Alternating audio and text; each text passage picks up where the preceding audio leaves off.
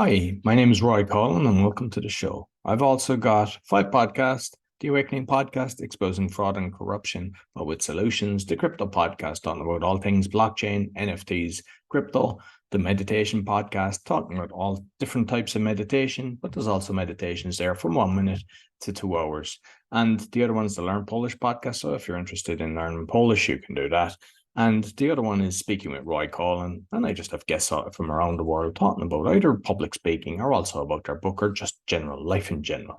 And you find everything on bio.link/podcaster. I'm also a podcasting coach, and you see the QR code there, and it's also on my link as well. And if you're interested in actually going on some podcast shows, I'm helping people doing that. Or if you're interested in sponsorship, you can contact me. And I'd like to thank my sponsor, DanielPacker.com. He helps people with anxiety, stress, and addictions. He's got a 90% success rate, and you only pay if you're successful. So be sure to check him out, DanielPacker.com. I hope you enjoy this week's show. Welcome to the Speaking Podcast. You can find all the episodes on speakingpodcast.com. My guest today from the USA, California, speaker, which definitely helps for this podcast, serial entrepreneur, coach, 3 times best-selling author, not once, not twice, but you have to do it 3 times, and you probably do it again a bit more. You've been known as the trainer of trainers and the coach of coaches. Please welcome Christopher Howard. Thank you. So nice to be here with you, Roy. This is awesome. Yeah, I'm ready to have some fun. I miss the Irish accent is my favorite accent in the world. I was gonna say I usually like it with the ladies, but it's perfect with you as well. It is my favorite accent. I think it's awesome. So, I mean, I just kind of hit the bullet points, but you might let the listeners know a bit more about Christopher. Sure. I used to, well, if you've got a lot of UK listeners, I was out there in the UK quite a bit back in the day, about 10 years ago. But I've been in the field of accelerated human change and transformation for 25 years. Grew up with roots in NLP and hypnosis, and taught the NLP trainers trainings and speakers trainings for years and years, and still teach our speakers training today. I've got a couple of different trainings and speaking that I teach today, but I've been blessed. I've been able to travel all over the world, helping people to change their lives, transform their lives. We've done over $100 million in sales of our seminars around the world.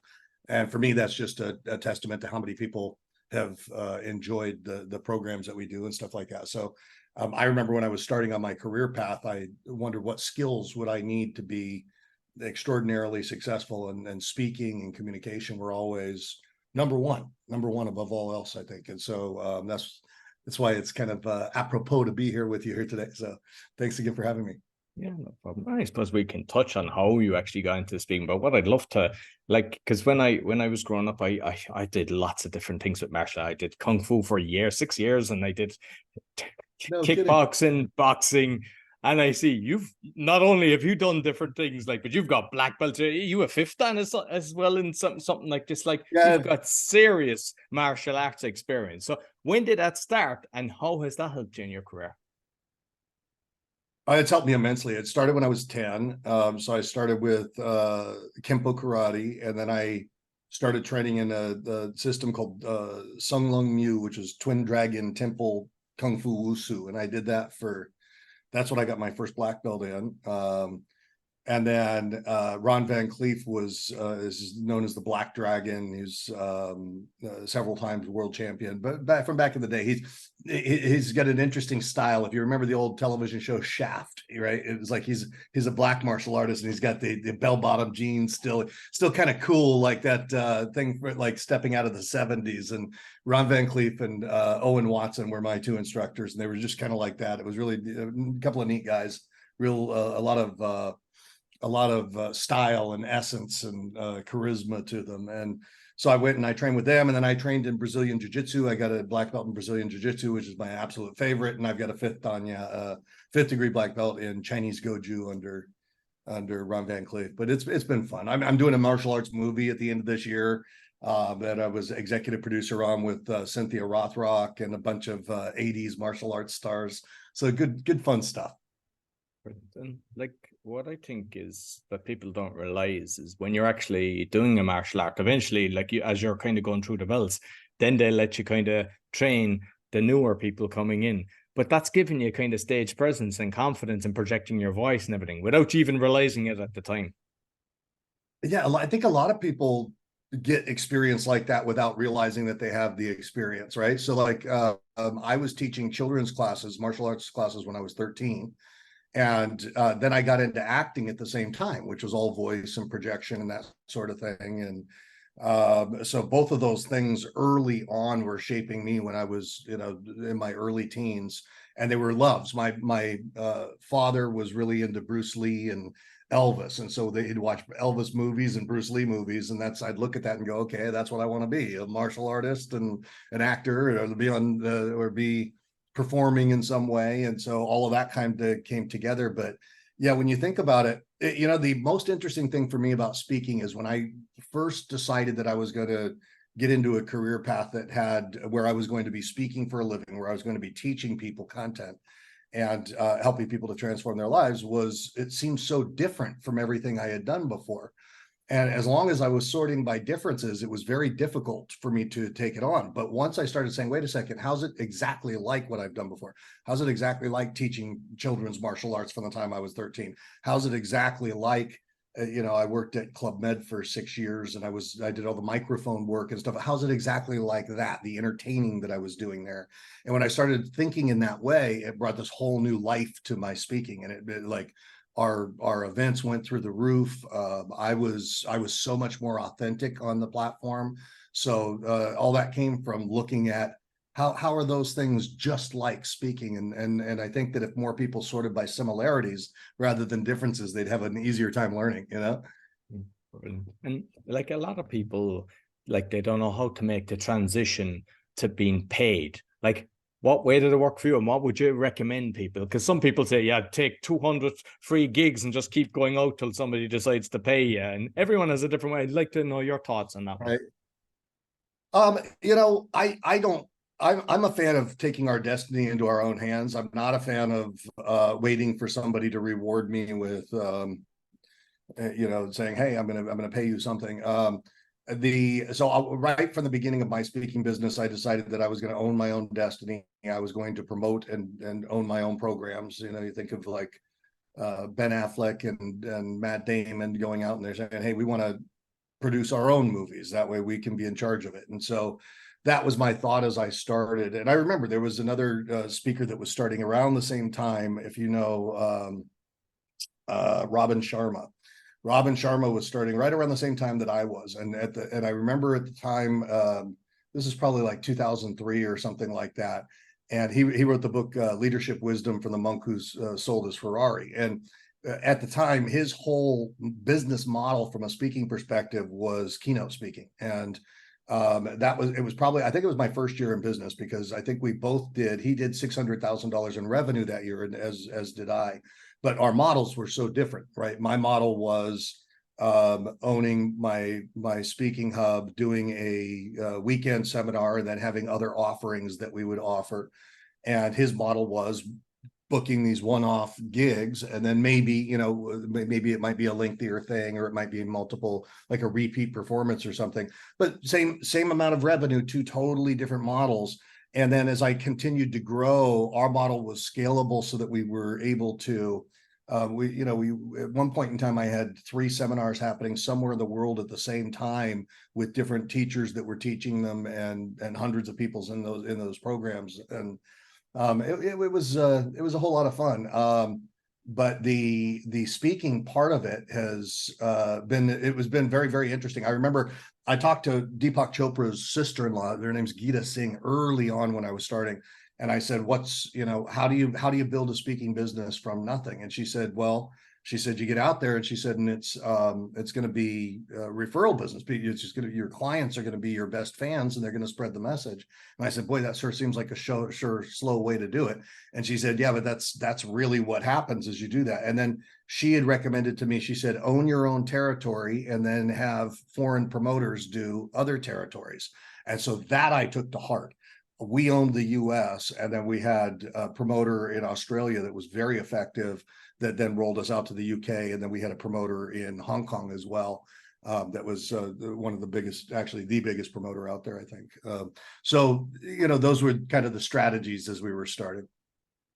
And how important is it? Because I mean, like, you mentioned a few, like Robin Sharma and different thing, like the circle, because obviously you were kind of owning your own space, but like people that kind of have your back, how important is that you kind of surround yourself with fellow speakers if you're going on events, that you're kind of opening doors for each other? Because I mean, at the end of the day, sometimes you go to an event, they don't want you back, they want somebody else. And if you can get your buddy, who gets you in as well, is that, what's your thoughts on that one?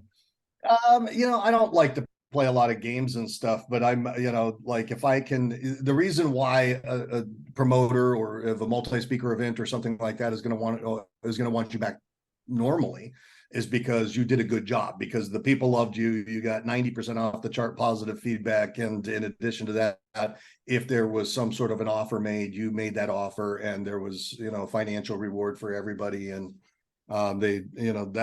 that's how those types of things are judged. So as I was growing my speaking business, my effort was to make sure that I was hitting those numbers, that the things, the statistics that would, if you were to measure a speaker and say, was that a successful event from a financial perspective and otherwise, I got really good at hitting those targets, so that when I would go out and I would speak to a promoter or somebody running a multi-speaker event, I could just tell them my numbers. And if I told them my numbers, it's like, oh yeah, we want that person there. I remember there was one speaker that everybody always knew they wanted him on the card. The reason why he would do $250,000 in sales every 90 minutes when he would get up there, right? So that I remember everybody's like, oh yeah, well, I want him on my multi-speaker platform, because ultimately, you've got to be successful at what it is that you're doing to be able to run it again and again and again. And for me, while we do focus on the dollars and the cents, it's not why most of us do what we're doing. Most of us do what we're doing because we want to make a difference in people's lives, and that's why the dollars and the cents flow. But we still have to have a good awareness of what makes those flow, and of what is going to push the buttons of somebody that would be a potential foreign promoter or something like that in another marketplace. You got to speak their language, and their language is, it's an event that does X, we were able to do this amount in revenue and we've got consistent track records and that sort of thing. If that makes sense. No, absolutely. And like when you're kind of doing, like these events, let's say going around the world and doing different things, obviously you've learned a lot as you went along. So some people aspire to be actually to do what you have done. Like what things do you kind of realize that if they know this, their life would be a lot easier? What kind of things would be the critical points? I think the sorting by similarities is a big one. It's just a big one. People make out that it's so different and they get in their own way when, they could be asking themselves, how is speaking just like parenting? If that's all they've done as a parent, well, how's it just like that? Because there's a lot of qualities that are exactly the same, that you would use in parenting that you'd use in speaking. So I think sorting by similarities is the first one if we're looking to jump into the field that way. The second thing I would say is definitely get professionally trained, because I can say that there's so many people out there that just kind of skirt by trying to do what they might perceive to be a lot, but it's just the bare minimum. Like they'll go to all the free programs, try to kind of gather information and things like that, but they don't have the foundation to really build upon, where there are people that have been in the field, that understand the field, that know the field backwards and forwards. And if you can trust those people, if they've got, if you feel like they've got your best interest at heart, they can guide you. And like, I know for a fact that most people that go out there and launch a seminar business spin their wheels and bang their head up against the wall trying to figure out and crack the code of how to make it work. And there's thousands of people online that will tell you, hey, we've got your solution. We got your solution. Many of them are just little partial solutions, or they're solutions that worked for them in one sense, but they're not necessarily the thing that's going to work best for the person. And so I kind of take a holistic view of the speaker and say, okay, what does this person need in terms of skills to up level their craft? And then what do they also need in terms of business model, in terms of really making it work and creating a business that is fruitful and profitable, that they can make the impact that they want to make in the world with. And so I think that if somebody attempts to do all that without the professional training, without really understanding the insides of it, there are people that will make it work, but they're not stacking the deck in their favor. When I did one of my first seminars, I had, I was fairly successful at promoting it and putting people in. This is early days. This is before I even had a lot of my professional training. But I did a seminar. There were probably 40 people in the room. 25 of them were from Xerox. There were a few investment bankers and different types of people in the room. But I lost half the audience at the first break because I didn't have the speaking skills at the time, and the room management skills and the rapport skills and all those things that are so critical to hold the audience in the palm of your hand. And I didn't have the skills in terms of making offers from the platform and all the little elements that really make your presentation work. And so that cost me in the early days. It like nothing changed for me until I got professionally trained. And then once I did, it was like, oh, it was like a sigh of relief. And, I started to do well and started to profit in the business and that sort of thing. So I would say, sort by similarities, get professionally trained, both for the craft as well as for the business side. And you spoke obviously internationally. What kind of things did you learn? Because sometimes you can just assume that the audience will get this kind of thing. Was there lessons learned as you were kind of speaking in different countries? In the different countries, everybody said people were so different, and I just don't find that. I found everybody was pretty much the same. It was fun to go to the different cultures and stuff. They said, boy, when you get over to the UK, don't go tell the Brits, don't do high five in the Brits in the seminar room, because they're not going to like it. They're going to, and it's like, we did the same things in the UK that we did every place else, and everybody loved it wherever we were. And the only audience that I had trouble with was in Singapore. I went to Singapore and they just kind of stared at me. But when I was there, we did Hong Kong and Vietnam and Russia with simultaneous translation and stuff, and all these places. For me, people are looking for, at least in my field, because I'm in the field of transformation. I help people to transform their lives, and people are hungry for that. And it's just such a pleasure being able to go out to these different places. Now, I don't like to travel as much as I used to when I was younger, but it's really a rich experience to be able to go and teach in some of these places where you wouldn't go otherwise. So I had a lot of, I used to teach in Dublin quite a bit. I was on a television show out there called something in O'Shea, Siogi in O'Shea. I don't think I don't even think it's in Ireland anymore. But been super fun to travel around the world. I was in Temple Bar District right on the night that the lead singer from the Cranberries died, and everybody was singing her songs all throughout that area. Really beautiful.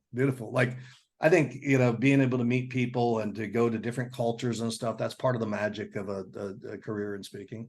And do you kind of make it a kind of system that, okay, when I'm, say, in Thailand or when I'm in wherever, I'm going to have X amount of days, one, to get in there to kind of customize, even if just the, jet lag or whatever, and two, to stay back? Or are you just constantly traveling? What did you find served you best?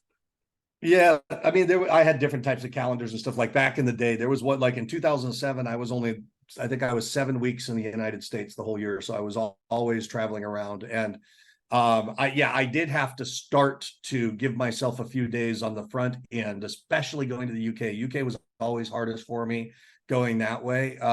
If I didn't take a few days on the front end, it really hurt, but I had to learn that the hard way. So, there was a time where I was doing 22 weekends a year, weekend seminars, and I was oftentimes in 3 different time zones in a week. And I was just traveling around, going to the next place, back and forth across the world.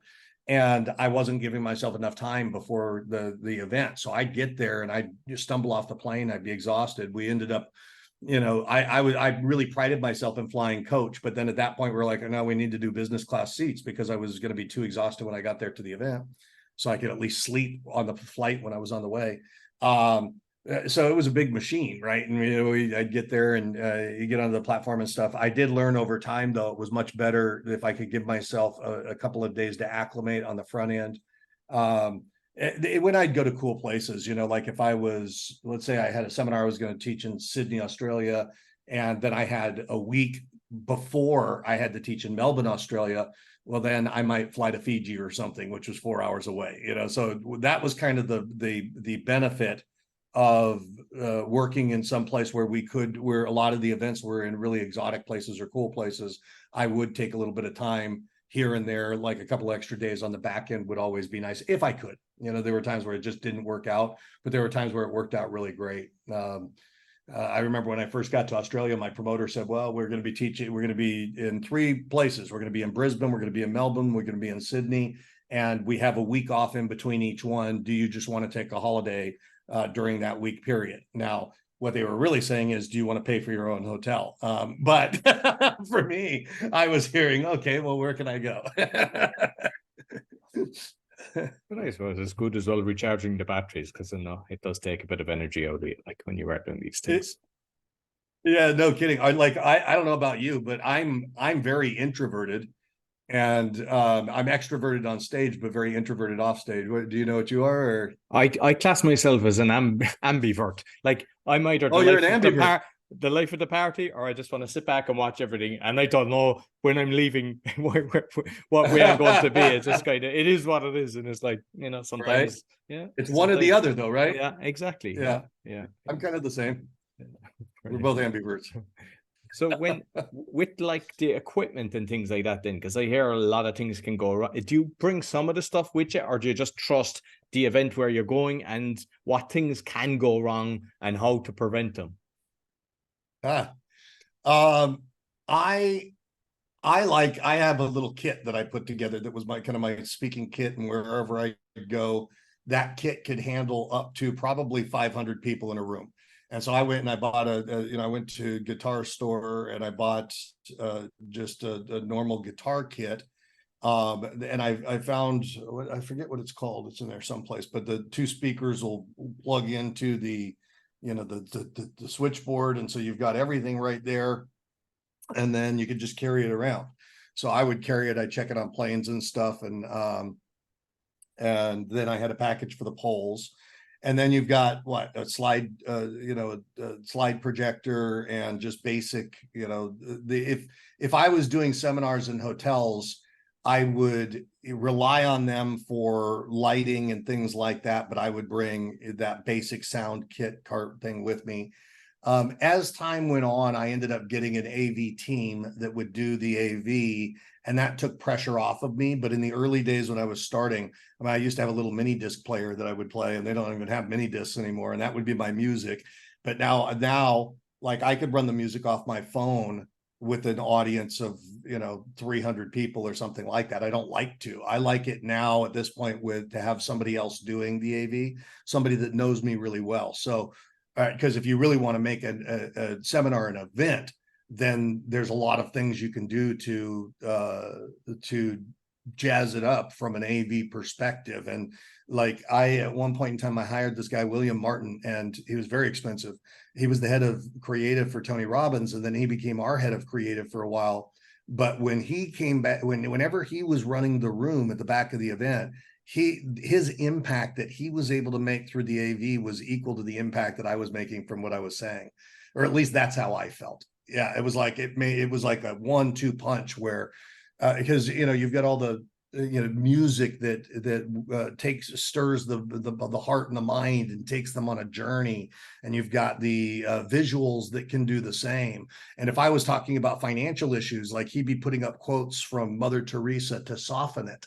So there was softening what I was saying. So there was just really a lot of beauty to what he was able to do with the AV. So that was something that I was happy to pass over to somebody else, because if my head's in the tech, when I'm attempting to present from the heart and connect with people, it's virtually impossible to do. Like you can do both, but if there's problems and stuff, then it's like, well, shoot, you've lost your people because of the tech side. So I'd rather give it away if I can.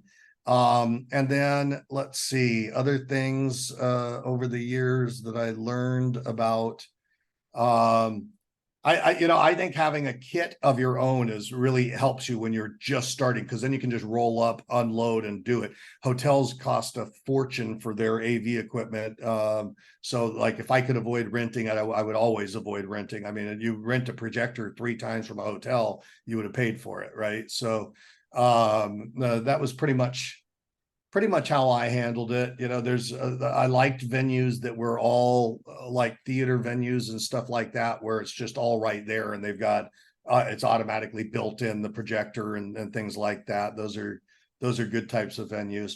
One of the worst types of venues that I ever had, I used to have nightmares that I would be in a split room with split levels, where there was like the wings up top where people could look down, and I wouldn't be able to see into their eyes, so I wouldn't be able to feel like was creating rapport with them.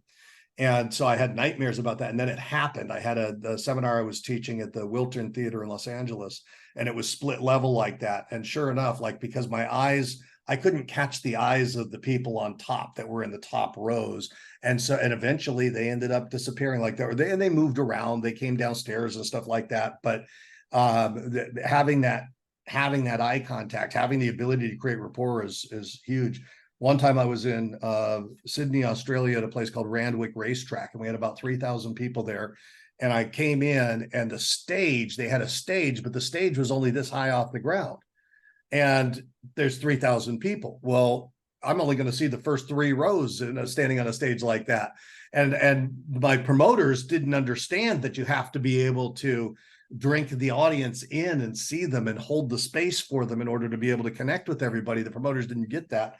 So they're like, well, just do it. I'm like, I can't do it. And so they had these big speakers on the side. And I remember climbing up these huge speakers and standing on one speaker and then running over and standing on the other speaker and delivering the seminar from there until they could bring in proper risers for the event. So I've had some very interesting things, but all these little details make all the difference in the world, Yeah.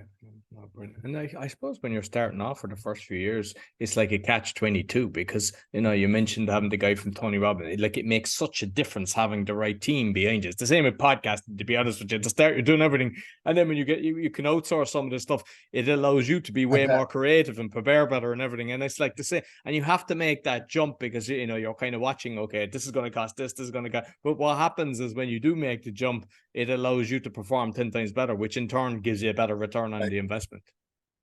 Yeah, it's just yep. I hear everything you're saying. I hear it all. So you've written 3 books, so you must tell me what are the 3 books? I wrote 2 books. That the first book I wrote was called Turning Passions into Profit, and I wrote that in 2005. I actually wrote it in 2001, didn't get published till 2005. Then I wrote another book called Instant Wealth, Wake Up Rich, and I wrote that one in 2010. So 5 years later. Each one I said I would never write another book again. The third book's just a compilation book, so I don't talk about it a lot. But yeah, I've been around. I've writing the books. I'll tell you what, writing. Have you written a book? I have, yeah. Well, there's one there I've written, and I didn't publish it because I actually I got it out to people, and they told me I'd be whacked if it got out. But I've done recently a podcast planner, and the amount of hassle with Amazon trying to get things approved, and I've done it in a few languages, and it was like, you think you create it in one language, and then you do the exact same thing for the Spanish version, and it's like going back to the drawing board, and it ain't as easy as you would assume. Right. Now, writing a book's an interesting. It's interesting going into speaking, because I was telling my business partner at the time, I'm like, I got to write a book. This was before my first book, and he's like, why? He says, I'm not investing in a book. And he said, I'll invest in a business, but I'm not investing in a book. And I said, well, okay, but the book is going to help me from a credibility perspective. It's going, all the things that people say in terms of writing a book. And he was right from a revenue perspective. The book would have never fed me. Either of the books would have never fed me, even though they were both best-selling books. But they were important. They were important from a media perspective. It's kind of a rite of passage, right? Once you're through it, you have a new depth of understanding about what it is that you do, because it takes a lot of research to write the book and all of that sort of thing. So the books were very important. I had one interesting experience with somebody named Robert Allen. If you're familiar with Robert Allen, he wrote the book Nothing Down. He wrote The 1 Minute Millionaire with Mark Victor Hansen, and The Enlightened Millionaire. And so I remember going to Robert Allen like years ago and said, hey, I want to talk to you. I'd like to do something together. I'd like to write a book together. And he said, great. And because that was the same way he reached out to Mark Victor Hansen. That's how he created the relationship with Mark. He's like, let's write a book together. And Mark wasn't biting. So Robert found out what flight Mark was on. And then he made sure that he was sitting in a seat next to him on the flight. And they were able to have a deeper conversation, and he persuaded him, and they ended up writing books together, and they got $1 million advances. And so I go to Robert Allen. I said, Robert, I want to write a book together. And he said, and we sat down at the Beverly Hills Hotel, and he said, great, what's the business? And I said, well, what do you mean? And he said, well, you don't write a book without a business model. What's the business model? And I said, right. He was stating what I already knew, but was kind of dumb not to think of at the time, which was, the book is the portal to the rest of your vertical. It's the portal to, the either the seminar offerings, retreat offerings, or those types of things that you're going to do. And so he was just saying, okay, what's our model? What are we going to do? Because when they wrote The Enlightened Millionaire, they did the Enlightenment Millionaire School. So there was something there that was enhancing it, and therein lies the secret to having a successful speaking business, is to think that way and put the structure in place for a successful business. Instead of just thinking about it, get the real structure in place. Brilliant. And I know we didn't even touch on it yet, but like the AI, you go into the with that, yeah. You touch on that. With the AI, I've been using AI a lot. Like I really love AI right now. It's the thing that's got me excited about the field again. Like I've been in the field for 25 years, but AI, like there's just so much that we can do. And the more, like I was reading or taking one course I was taking or something like that that talked about the idea that everybody's calling it artificial intelligence, but we should really be looking at it as augmented intelligence, because it's augmenting our intelligence. It's augmenting our ability to produce results with it. Because if the AI is only as good as the prompts we give it or the direction that we give it. And when we have a high degree of competency in a certain area, we can then teach the AI to either think like us, or to reproduce results that we would produce, to coach like us, to speak like us. I just saw a friend of mine, she's Irish as well, and I saw she's got an avatar of herself, and she was putting an ad up where the avatar was selling something, and it was completely like you look at this thing and you go, boy, that looks real. I thought it was really her, and it wasn't. It was her avatar that was doing the sale. So it's like, that's amazing. In the old days of speaking, so like if you look at the business models and that sort of thing, and it's not even old days, yesterday in speaking, like if you looked at a company like Dale Carnegie Training, or you looked at a company like Franklin Covey Training that, have wide distribution, both have very wide distribution. They were both doing, a quarter of a billion in sales from their seminar operations. So they were like really good distribution. But when you look at that, you go, okay, well, what's their method of distribution? Right now, Dale Carnegie Training is like a franchise model. So, they've got their different franchises all over the world, and you could go and get a standardized form of training there. Well, nowadays, you could take the speaker and multiply the speaker 1,000-fold. You don't need to have franchises all over the place. You can deliver anywhere on the planet at any time of day in any language you want. And that's like for a book, it might be tough to change the language. And with AI, you can change the speaker, you push a button and you change it to Spanish. It's like, wow. And it could be this, and it could be you speaking it in all those places. So like when you look at our ability now to scale things up from what we did, like the world's a changing place as far as this goes, and there's a lot to be excited about. I think it's a race to implementation now in terms of, what are the new things that come out as a result of everything that we're able to do, the augmented intelligence that we have. And I think that we're going to get massive breakthroughs in coaching and presentation.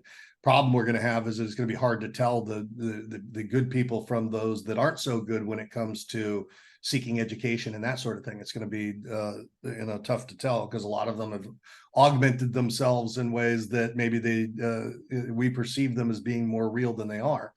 But I don't know. It's an interesting world. I'm excited by it.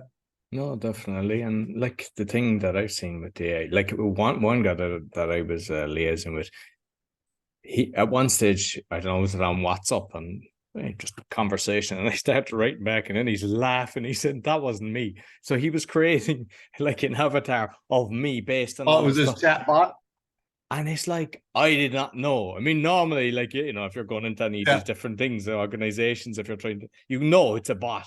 This, I Yeah. just assumed it was him writing to me. It just shows the level that it's got to these days. Like, It's pretty good. Yeah, mine does that too, because I put it on, like on Instagram, they say you shouldn't put it on your main account, that you should open a second account to do it because it will do the automated responses. So I've set mine up, and it was talking to people on Instagram that were just friends of mine and stuff. It's like, oh, well, I didn't want the II talking to you, or it was talking to all the wrong people. So I have to go put it on a different site. and the thing with AI as well is like, I think it's like a Google search or something like that, because it depends on the question you ask. Because you kind of said that earlier, that, once you set it up right and do the right things, but some people are assuming because you ask AI and it gives you an answer, that that's the correct answer. And it's not. Not at all. Yeah. I was writing a thing last night, and I asked it a question that and it got the answer was so far off base. But if somebody didn't have the advanced knowledge of the topic like I did, they wouldn't have recognized it. So it's like, yeah, you got to be aware, I guess. But I mean, the opportunities are boundless. It's like it's super, super exciting right now. It's like the Wild West, though. No, exactly. Yeah. Like, then there's so many of them out there. Is there any that you think is actually worth checking out, that there's decent? Because there's a load, like, there's the free versions and the paid versions, and it's kind of hard. Yeah. I mean, I was trying to do stuff with me and asking about me, and then I tell it the information, assuming then that once you fed it the information, it would know. And I was like, And it would I remember was it. very disappointed with a lot of it, to be honest. I Yeah. was expecting, I was like, my son, my youngest child, would know way better than this. Like, and I'm Yeah. expecting this thing to be No, I blowing my mean, mind out. for a while there, you could train it, and you could train a singular chat feed, but now they're getting dumber. So it's got dumber. It doesn't remember as long. And I think it's probably because of the costs of supporting the additional memory and stuff like that. But or they're looking to create products where they can package it to you and sell it to you for more money. Who knows? But I mean, getting good at training the AI is huge. Like, I can do things in a fraction of the time that I used to do them. That's for sure. That's real, for real. Yeah, that's legit. And like, you talk about the $1 million mastermind, but you might let people know what's that about. Well, we call it now the Mentor to Millions, and what I do is I've got a couple of different programs. So we've got our Fast Track to Success, which is a seminar series that I've been running for the past 25 years, that helps people. It teaches you everything you never learned in school for real world success.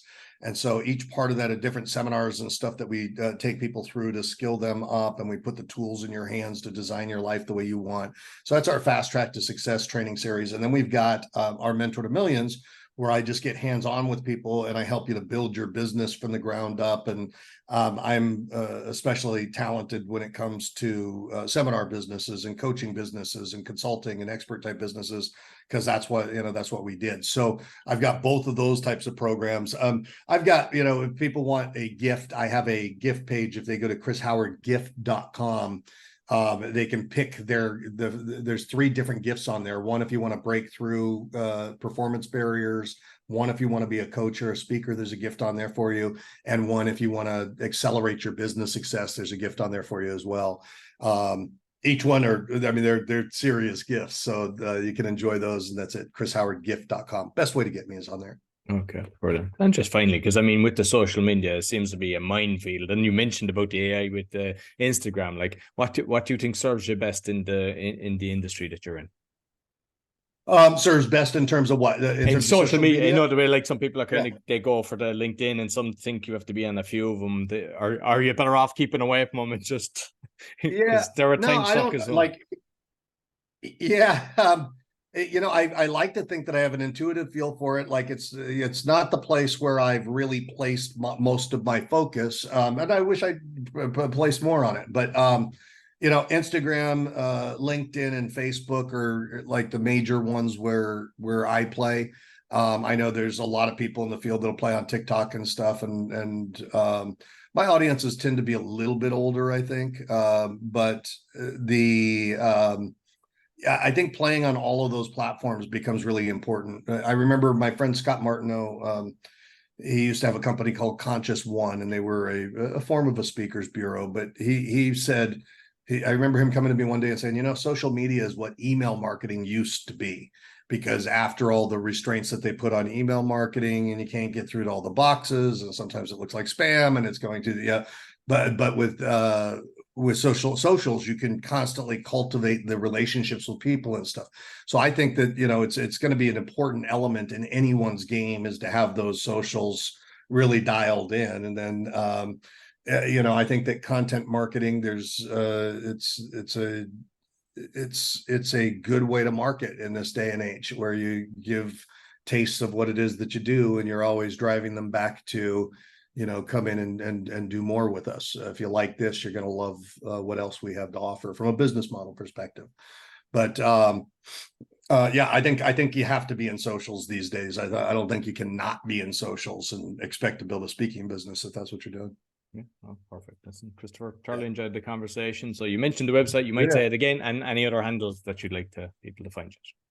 Sure. Now, if you go to chrishowardgift.com, it's www.chrishowardgift.com. You can pick one of those 3 gifts. And I'll tell you, the 3 gifts, you get a set of tickets to our Breakthrough to Success seminar, and that's coming up. We got one of those coming up soon here. You get a set of tickets to our transformational coaching program, if you go the coaching route. And then there's a test drive of our Mentor to Millions on there. So if you want to test drive that, you can. So you got your choice of the 3 gifts when you go there at chrishowardgift.com. And I hope to see you in some programs. I'd love to be a part of your journey as well. Perfect. Yeah. Listen, thank you very much, Christopher. And I make sure that people, when they get their book, make sure they give you a 5-star rating and share with their friends, because even though it won't make you millions, it's a funnel, and it all helps. Yeah, absolutely. 100%. Okay, perfect. Good stuff, man. Yep, no problem. Yeah, so really I put all the links with you. both on the audio and the video. So until next week, thank you very much, Christopher, and take care. Okay, Ray. My pleasure. See you later. So I hope you enjoyed this week's episode. Be sure to give us a thumbs up, 5-star rating, and share with your friends. And you'll find all my shows with the QR code or bio.link/podcaster, as well as my podcast coaching. And I'd like to thank my sponsor, DanielPacker.com, helping people with anxiety, stress, and addictions. He's got a 90% success rate, and you only pay if you're successful. Also, if you'd like to go on a podcasting tour, I can help you do that. And if you're interested in sponsorship, you can contact me on my bio.link/podcaster. Until next week, take care.